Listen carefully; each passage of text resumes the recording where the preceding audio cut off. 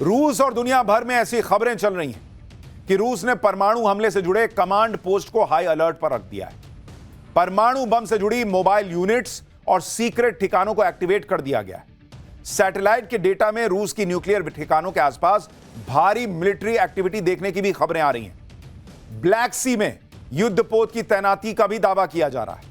यानी तमाम ऐसी खबरें आ रही हैं जो बीपी बढ़ा दें, जो तनाव बढ़ा दें, जो टेंशन बढ़ा दें। रूस यूक्रेन से कैसे बदला लेगा, यह सब कुछ पुतिन पर निर्भर करता है।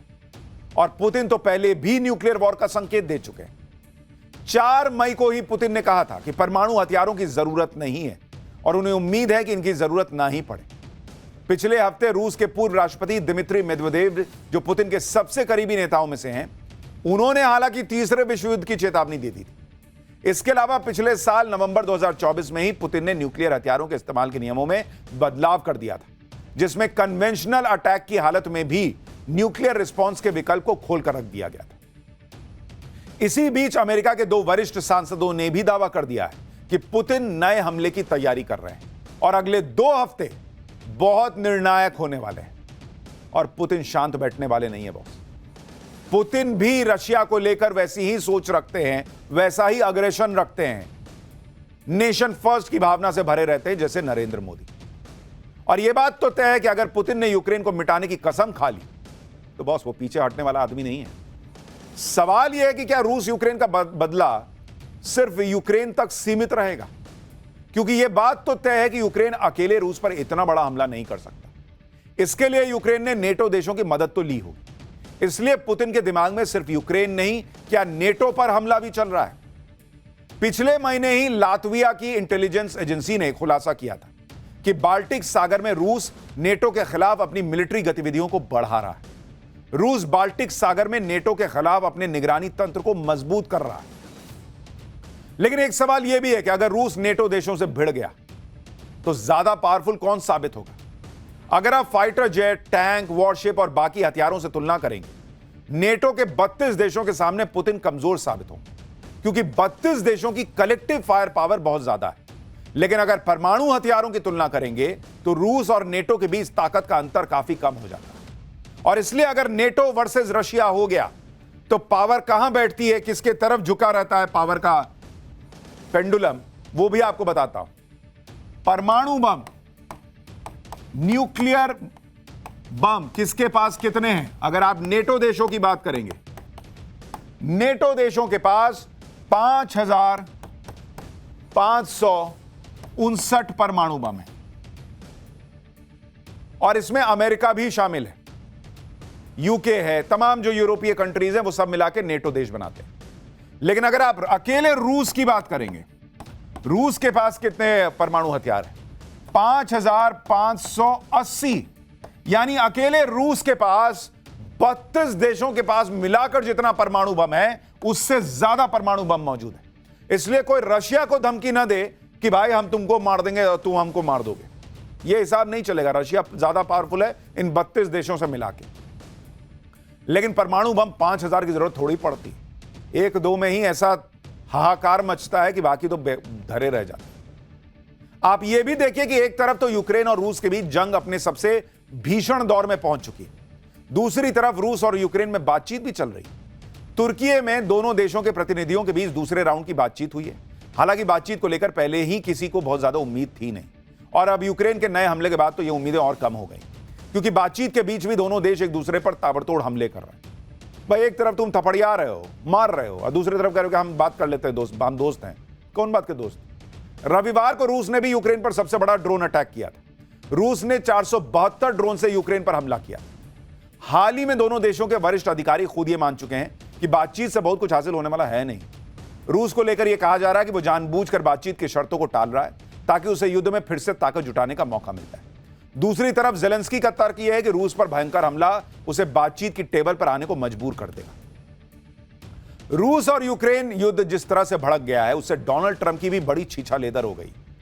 कहां डोनाल्ड ट्रंप दावा कर रहे थे कि वो रूस यूक्रेन का युद्ध रुकवा देंगे एक दिन में, जिस दिन सत्ता में आएंगे एक दिन में। ये जेलेंस्की गया था वहां, व्हाइट हाउस में बेइज्जती करा के भी आया था, करके भी आया था। और आज देखिए कहां हालात ये हो गए कि रूस यूक्रेन एक दूसरे को मिट्टी में मिला देने पर उतारू हो गए, और ये जो दुनिया में सीज फायर के स्वघोषित फर्जी मसीहा बने घूम रहे हैं डोनाल्ड ट्रंप, इनसे कुछ नहीं हो पा रहा। ये वही डोनाल्ड ट्रंप है जो बार बार कह रहे हैं कि उन्होंने भारत पाकिस्तान का युद्ध रुकवा दिया।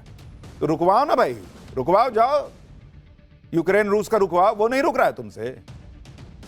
भारत पाकिस्तान भी इनसे नहीं रुका था, वो भारत और पाकिस्तान ने आपस में तय करके रोका था, और भारत ने पाकिस्तान को एक मौका दिया था कि जाओ छोड़ रहे हैं, लेकिन अगली बार बहुत मारेंगे। बीच में भाई साहब कूद गए कि ना हमने रुकवा दिया।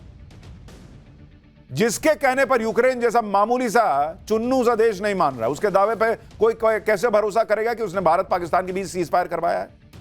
आप यह भी ध्यान दीजिए कि ये वही ट्रंप है जो कुछ महीने पहले यूक्रेन के राष्ट्रपति जेलेंस्की को अपने यहां बुलाकर बेइज्जत करने की कोशिश कर रहे थे।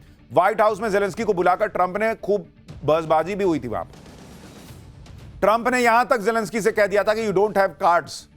ट्रंप के लोग जेलेंस्की से कह रहे थे कि जेलेंस्की को पुतिन से बातचीत करनी ही होगी, क्योंकि जेलेंस्की के पास अब कोई रास्ता नहीं बचा। पुतिन से बातचीत के लिए मान जाओ, क्योंकि पुतिन हार नहीं सकते, रूस से लड़ना बेकार है। ट्रंप ये मानकर बैठे थे कि जेलेंस्की तो युद्ध हार चुके, लेकिन जेलेंस्की वो कम जिद्दी आदमी थोड़ी, वो तो अपना देश बर्बाद कर ही रहा, दुनिया बर्बाद करा के मारेगा। उसने भी ट्रंप की सारी अकड़ एक झटके में निकाल दी और दुनिया को दिखा दिया कि पुतिन के सामने अब भी वो मैदान में। रूस पर इतना बड़ा हमला करके जेलेंस्की ने पुतिन के साथ साथ ट्रंप को भी बहुत बड़ा मैसेज दे दिया कि ट्रंप अपना ज्ञान अपने पास रखे। आप एक बार वो तस्वीरें याद कीजिए कि कैसे वहां पर झड़प हुई थी, एक बार याद दिलाता हूं, उसके बाद आपको दिखाता हूं कि कैसे दुनिया ट्रंप पर हंस रही है और अब रशिया कौन से हथियार निकालने जा रहा है। You have to be thankful. You don't have the cards. You're buried there. Your people are dying. You're running low on soldiers. Listen, you're running low on soldiers. It would be a damn good thing. And then you tell us, I don't want a ceasefire. I don't want a ceasefire. लेकिन Zelensky ने Trump और Putin दोनों को एक साथ निपटा दिया। Ukraine ने रूस पर जो अटैक किया वो रूस पर हुआ अब तक का सबसे बड़ा अटैक, जिसमें यूक्रेन ने 6000 किलोमीटर से भी ज्यादा अंदर तक रूस में घुसकर उसके 5 एयरबेस तबाह करने का दावा किया है। जिन एयरबेसेस पर अटैक हुआ आपको उनके बारे में भी बता देता हूं। यूक्रेन बॉर्डर से रूस का अमूर एयरबेस 6000 किलोमीटर दूर है। बेलाया एयरबेस 4300 किलोमीटर दूर है। ओलेनिया एयरबेस ये 2000 किलोमीटर दूर है। इवानोवा एयरबेस जो 900 किलोमीटर दूर है, और डाइगिलेवो एयरबेस करीब 700 किलोमीटर दूर है। यूक्रेन के बॉर्डर से इन पांचों रूसी एयरबेस की लोकेशन एक मकड़ी का जाल जैसा बनाती है, इसलिए यूक्रेन ने इस ऑपरेशन का नाम भी स्पाइडर वेब दिया है। यूक्रेन ने ऐसा ऑपरेशन स्पाइडर वेब चलाया कि रूस को पता ही नहीं चला, और यूक्रेन बॉर्डर से हजारों किलोमीटर दूर रूस के साइबेरिया तक यूक्रेन के ड्रोन्स घुस आए थे। लेकिन आखिर यह मुमकिन कैसे हुआ कि हजारों किलोमीटर दूर भी ड्रोन्स भेजकर यूक्रेन ने हमला कर दिया? आप ये सोचिए कि जितनी दूर तक ड्रोन्स पहुंच गए उतनी दूर तक हमला करने वाली मिसाइलें ही बहुत कम होती हैं, लेकिन यूक्रेन ने जो ड्रोन हमला किया वो आने वाले युद्धों के लिए एक मिसाल है, क्योंकि यूक्रेन के ड्रोन अटैक की इनसाइड स्टोरी आप सुनेंगे तो हैरान रह जाएंगे। यूक्रेन जानता था कि वो बॉर्डर से तो इतना बड़ा अटैक और सटीक ड्रोन अटैक कर नहीं सकता। सब भारत थोड़ी है कि यहीं से मारे फोड़ दिए, यूक्रेन के औकात की बाहर की बात। इसलिए उसने एक अलग और बेहद नया तरीका अपनाया, और वो किया जो आज तक किसी ने नहीं किया था। यूक्रेन की सुरक्षा सेवा SBU रूस पर इस ड्रोन अटैक की प्लानिंग 18 महीनों यानी 1.5 साल से कर रही थी। SBU के एजेंट्स ने सबसे पहले 150 छोटे FPV ड्रोन और 300 गोला बारूद कजाकिस्तान के रास्ते रूस की सीमा में पहुंचाए। यूक्रेनी ड्रोन्स को लकड़ी के केबिन्स के अंदर छिपाकर रूस में तस्करी के जरिए पहुंचाया गया। इसके बाद इन लकड़ी के केबिन्स को रूस के ट्रकों पर लाद दिया गया, जिन्हें हजारों किलोमीटर दूर रूसी एयरबेस के पास तक पहुंचाया गया। इसके बाद ट्रकों पर लदे लकड़ी के कैबिन्स की छतें रिमोट कंट्रोल के जरिए खोली गई। यूक्रेन के ड्रोन्स में ऑटो होमिंग तकनीक थी, जो आर्टिफिशियल इंटेलिजेंस के जरिए टारगेट सेट करती है। एक बार टारगेट सेट होने के बाद ट्रकों से ही यूक्रेनी ड्रोन्स ने उड़ान भरी और हमला शुरू कर दिया। अब आप एक वीडियो देखिए जो सोशल मीडिया पर वायरल है, जिसमें एक रूसी एयरबेस के पास हाईवे पर खड़े ट्रक से यूक्रेन का FPV ड्रोन उड़ान भरता दिख रहा है। देखिए वो ऐसा कंटेनर जैसा है और उसमें से ड्रोन निकल के जा रहा है। इसी तरह से यूक्रेन ने कुल 117 ड्रोन्स को ट्रकों से लॉन्च किया। बताया तो यह भी जा रहा है कि जिन ट्रकों के जरिए ड्रोन अटैक किया गया वो ट्रक भी सेल्फ डिस्ट्रक्शन टेक्निक से लैस थे। आप देखिए कैसे अभी फट जाएगा। इसका भी एक वीडियो सोशल मीडिया पर चल रहा है जो अभी आपको दिखा रहा हूं, जिसमें दिखता है कि कुछ लोग ट्रक के पास खड़े हैं तभी ट्रक में ब्लास्ट हो जाता है और ट्रक खत्म हो जाता है, जल जाता है। ये देखिए, ताकि कोई सबूत जो है वो रशिया के हाथ ना लग जाए। यूक्रेन के राष्ट्रपति जेलेंस्की ने भी इसे अपनी सेना का अब तक का सबसे लंबी दूरी का हमला कहा है, जिसमें रूस के 41 फाइटर जेट्स नष्ट कर दिए गए। आप देखिए ना भाई, प्लेन के जलने के विजुअल है, क्योंकि ड्रोन में कैमरा भी था। तो जैसे वो आतंकी कई बार वीडियो बनाते हैं, उस ड्रोन से ये वीडियो ले लिया गया। भारत ने जो पाकिस्तान में फोड़ा होगा ना, ऐसे ही जला होगा पाकिस्तान, पर चूंकि हमने तो दूर से ही मिसाइल से फोड़ दिया था, लेकिन ये ड्रोन से है तो उसमें कैमरा भी था तो दिख गया। रूस ने भी अब इसकी पुष्टि कर दी है। यूक्रेन ने रूस पर FPV यानी फर्स्ट पर्सन व्यू ड्रोन से अटैक किया। इन ड्रोन्स में कैमरा लगा होता है, जिससे रिमोट कंट्रोल से ड्रोन उड़ाने वाला हमले की लाइव फीड देख सकता है कि हो क्या रहा है। ये सुसाइड ड्रोन्स होते हैं जो हमले के बाद खुद नष्ट हो जाते हैं, फट जाते हैं। इन्हें कामिकाजे ड्रोन्स भी कहा जाता है। इन ड्रोन्स को यूक्रेन ने खुद बनाया है, जिसका नाम प्ल्यादनित्सिया रखा गया है, जो यूक्रेन की पारंपरिक रोटी का नाम। अब आप एक और वीडियो देखिए, जिसमें रूस के एक एयरबेस पर खड़े विमानों में आग लगी हुई दिख रही है। यह वीडियो यूक्रेन के FPV ड्रोन्स ने बनाया, जिसमें ड्रोन अटैक भी दिखता है, प्लेन नष्ट होते भी दिखते हैं, जिसकी लाइव कवरेज यूक्रेन में SBU एजेंट देख रहे थे। एक दूसरा वीडियो देखिए, जिसमें रूसी एयरबेस के रनवे पर खड़े विमानों में जबरदस्त आग लगी दिख रही है। एक के बाद एक धुआं धुआं हो रखा है। एक और वीडियो सामने आया है, जिसमें एक रूसी एयरबेस तबाह हो चुका है और धुएं का गुबार उठता हुआ दिख रहा है, और आसमान में एक यूक्रेनी ड्रोन भी उड़ता हुआ दिख रहा है। आपको वो ड्रोन भी दिखाता हूं जिसने रूस के बड़े बड़े फाइटर जेट्स को सेकंड्स में तबाह कर दिया। स्पाइडर वेब ऑपरेशन ने एक बार फिर साबित कर दिया कि यूक्रेन जैसा छोटा सा देश भी ड्रोन जैसे छोटे से हथियार की वजह से बड़ा दिख सकता है और क्या कुछ नहीं कर सकता। एक वक्त था जब किसी देश की ताकत उसके पास मौजूद परमाणु बम, फाइटर जेट, वॉरशिप और मिसाइलों से तय होती थी। अब किसी देश की ताकत उसके ड्रोन के फायर पावर से तय होगी। भविष्य के युद्ध अब ड्रोन की ताकत के दम पर ही लड़े जाएंगे और विजेता वही होगा जो इस ड्रोन पावर में सबसे आगे होगा। इस मामले में भारत ऑपरेशन सिंदूर के दौरान ही अपनी ड्रोन पावर को दिखा चुका है। ऑपरेशन सिंदूर के दौरान भारत और पाकिस्तान दोनों ने ही ड्रोन का इस्तेमाल किया था। भारत के ड्रोन हमले में पाकिस्तान में आतंकी ठिकानों और एयरबेस को तबाह कर दिया। भारत ने सुसाइड ड्रोन का इस्तेमाल करके 23 मिनट में पाकिस्तान के 11 एयरबेस को अटैक किया था। भारत ने ऑपरेशन सिंदूर के दौरान हैरोप ड्रोन का इस्तेमाल कर लाहौर और चीन के एयर डिफेंस सिस्टम को तबाह किया था। लाहौर में जो चीन के एयर डिफेंस सिस्टम थे, जबकि पाकिस्तान के ड्रोन हमले का हाल यह हुआ था कि उसके 600 ड्रोन अटैक में एक भी सफल नहीं हो पाया था।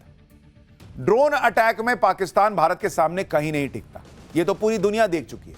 लेकिन भारत का असल मुकाबला तो चीन से है, और अगर चीन से युद्ध हुआ तो यह पूरा युद्ध ड्रोन वॉर में बदल सकता है। पाठशाला में हम इसी ड्रोन वॉर का चैप्टर भी खोलने जा रहे हैं। आपको बताऊंगा कि ड्रोन वॉर में चीन क्या कर रहा है और भारत की तैयारी कैसी है, यह जानना अब जरूरी हो गया है। देखिए, यह बात एकदम क्लियर है कि भविष्य के युद्ध ड्रोन पावर के दम पर लड़े जाएंगे और चीन इस रेस में बहुत तेजी से आगे बढ़ रहा है। चीन ने 19 मई को दुनिया के सबसे बड़े ड्रोन कैरियर की पहली टेस्ट फ्लाइट की है, जिसका वीडियो आप इस वक्त देख रहे हैं, एनिमेटेड वीडियो, जिसमें दिखाया गया है कि कैसे यह ड्रोन कैरियर दोनों तरफ से कई छोटे ड्रोन्स को छोड़ सकता है। इस ड्रोन कैरियर का नाम जियू तियान है, जिसे चीन ड्रोन मदरशिप कह रहा है। चीन का यह ड्रोन कैरियर एक साथ 100 से ज्यादा ड्रोन छोड़ सकता है और किसी भी एयर डिफेंस सिस्टम को ठप कर सकता है। चीन के इस ड्रोन मदरशिप की फ्लाइंग रेंज 7000 किलोमीटर बताई जा रही है। यह 15000 मीटर की ऊंचाई तक उड़ सकता है, जिसकी पेलोड क्षमता 6000 किलो है, जो एक साथ 100 से ज्यादा ड्रोन्स के अलावा क्रूज मिसाइलें भी लॉन्च कर सकता है। चीन जिस तरह से अपनी ड्रोन वाली ताकत को बढ़ा रहा है, वो भारत के लिए भी एक नए तरह का चैलेंज है, क्योंकि आप देखिए कि चीन के पास 50 से ज्यादा टाइप के ड्रोन्स हैं। चीन के पास 20 लाख से ज्यादा ड्रोन्स की फौज है, जिनमें सुसाइड ड्रोन, हाइपरसोनिक ड्रोन्स और स्टेल्थ ड्रोन्स यानी रडार में न पकड़े जा सकने वाले ड्रोन्स भी शामिल। दावा है कि जल्दी ही चीन की फौज को और 10 लाख सुसाइड ड्रोन्स मिलने वाले हैं। इसके अलावा चीन ने AI पावर ड्रोन्स की प्रोडक्शन भी शुरू कर दी है। अब यह सब सुनकर तो यही लग रहा है कि चीन तो तगड़ी तैयारी कर रहा है,